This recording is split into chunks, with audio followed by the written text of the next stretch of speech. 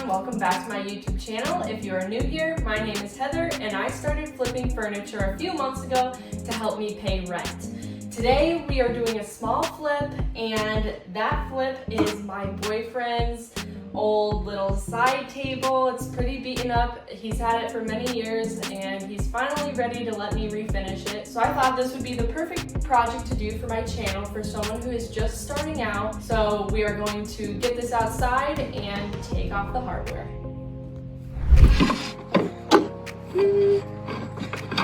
Don't even need the screwdriver for this one.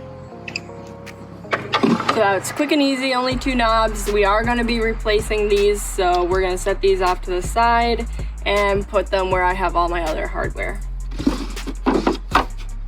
Alright, now that the hardware's off, we're going to give it a good wipe down. I've got my rag, and inside this bucket is water and Dawn dish soap.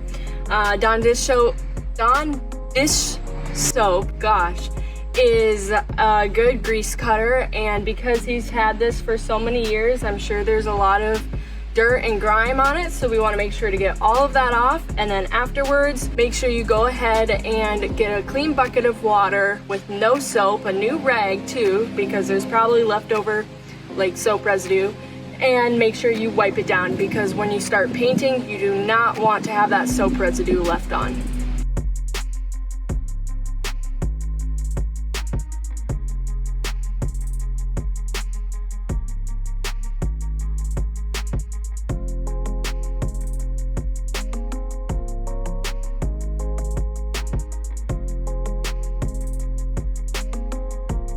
Alright, so we're gonna go clean this off camera with just the water, and we're gonna get started on sanding.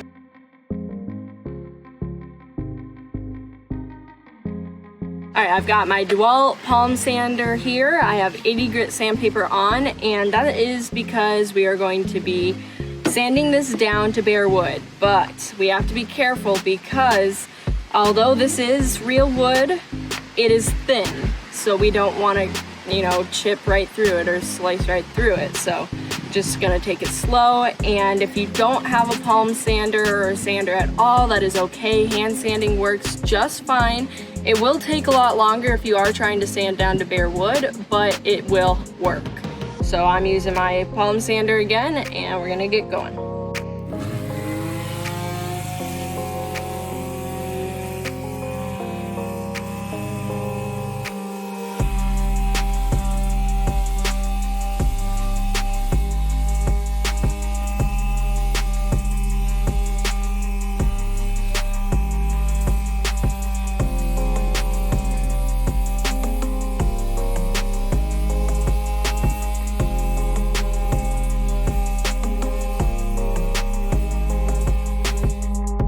Okay, so we decided to change direction based on the color we want and the fact that we don't want stained wood.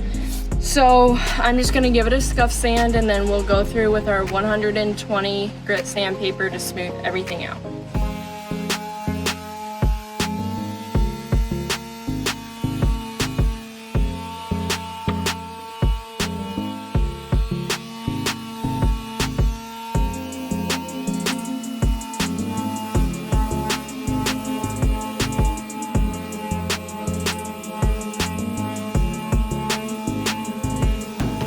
Alright, so we are now moving on to the 120 grit sandpaper. This is just going to make sure everything is smooth, because with the 80 grit, it can roughen things up a little bit. So we're going to go ahead with the 120 grit.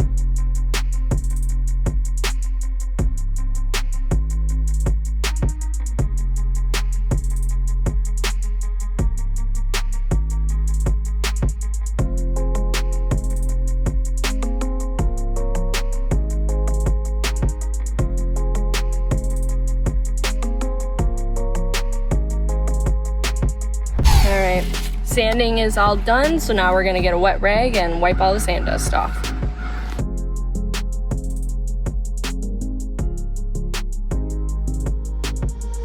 Okay, we're gonna get this inside and start to prime. Alright, so we are not at the priming stage yet. I forgot one step, and that is filling in the hardware holes. So I am planning on doing whole new knobs. I think those knobs are outdated, so we're going to be doing some new knobs. And therefore, we are going to be using the Min-Max Sustainable Wood Filler to fill up these holes. You're typically not supposed to use your fingers, but I always do. So if you have some gloves laying around, that might be the best option for you. But for me, I'm just going to put this in the hardware hole with my hands. Now that those are filled, we gotta let that dry, and we can take these two drawers back outside to sand, and then it'll be time to prime.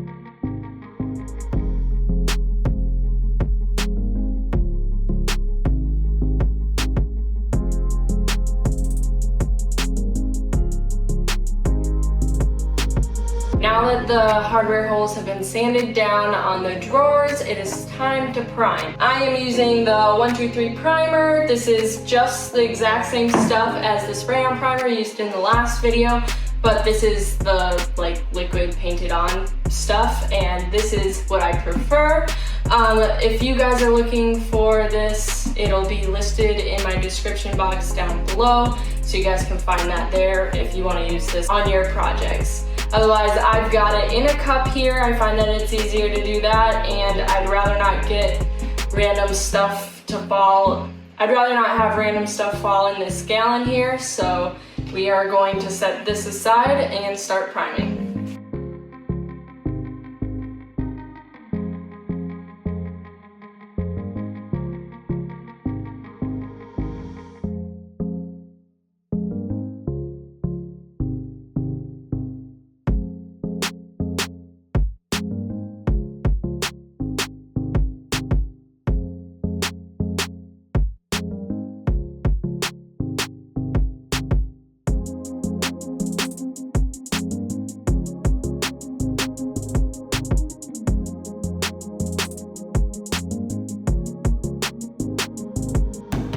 Alright, so priming is all done.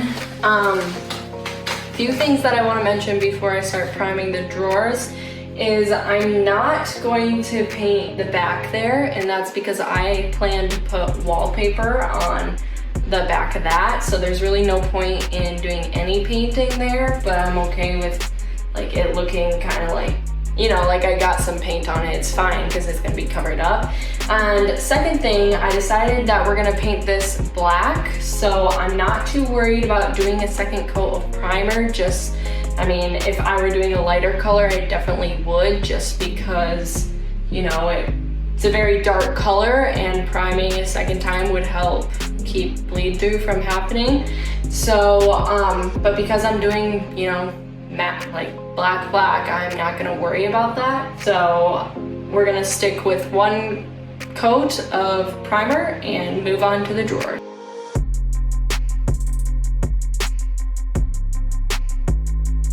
All right, both the drawers are done, so we're gonna let that dry, and we're gonna get started painting, and you guys will be able to see what color we've picked out then. All right, so the primer is now dry, and for the color, we are doing a very dark black color, as black as it gets. And this is the paint that we are using. It's the Valspar Signature Interior Paint and Primer. Although there is primer in here, I went ahead and primed anyways. And in my last video, I had used paint like this, and I got some comments saying that I shouldn't be using this paint on furniture, but I have used this on several projects, and I think it's turned out great on all of them. And because we are keeping this piece, it's gonna be a great test to see the durability of this paint. So I think this is a great time to use this paint, because this piece is gonna stay in our living room so we can see how well it holds up, and if this truly is a good paint to be able to use when I'm selling furniture on Marketplace. So we're gonna get started on painting, and then we'll be ready for top coat and some very special details that are going on here.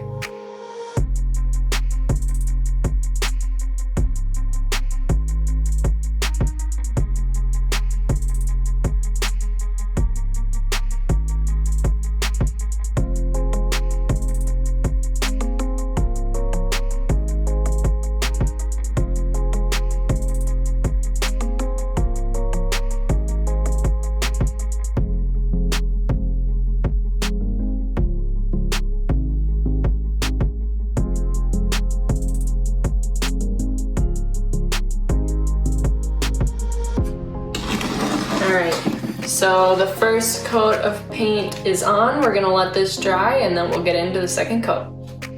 Alright, it's been a couple hours. The first coat is now dry, so we're gonna get started on the second coat.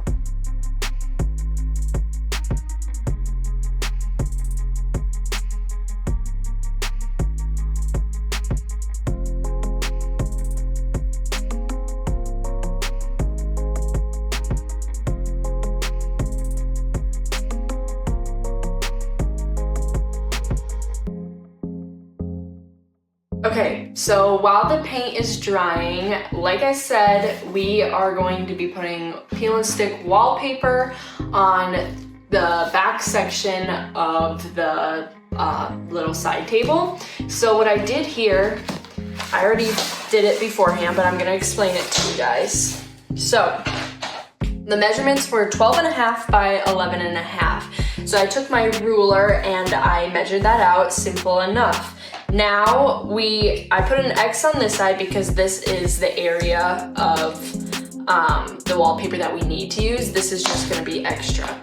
But I have an X-Acto knife right here, and now I just need to cut these lines out so it fits for the side table. All right, so I have this cardboard box underneath so we don't scratch the floor, and we're gonna just cut out these lines.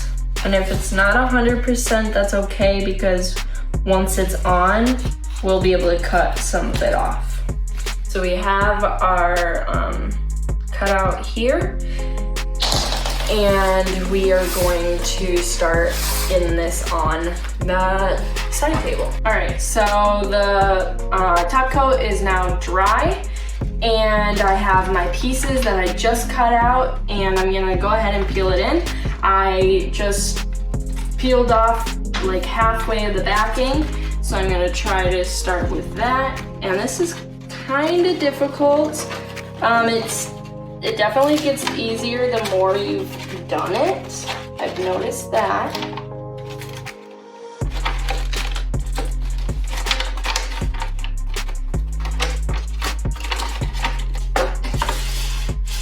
And I'm using the card just to flatten everything out. And then there's a few spots here. All right, so just like that. Obviously, I need some more practice at it. There's a little bit of there's some spots where it doesn't quite reach the edge, but I think for the most part, it's looking great. So we're gonna get this back up and get the hardware on the hardware on the drawers, and we'll be ready to stage. All right, guys, so the top coat is on and dried, the wallpaper is in, and the hardware we just put on, and this is the final product. So I absolutely love the hardware. I knew when I went to Lowe's, I just had to grab them. I thought this would be perfect for the project. And the wallpaper I think looks great too. I definitely need to improve on my wallpaper applying skills, but I think for one of the first few times that I've done it, that this is really great, and maybe once I get better I can just peel it out and try it again, because it's just peel and stick. But we also decided to put it into the drawers here too, so I thought that was a great addition to it as well.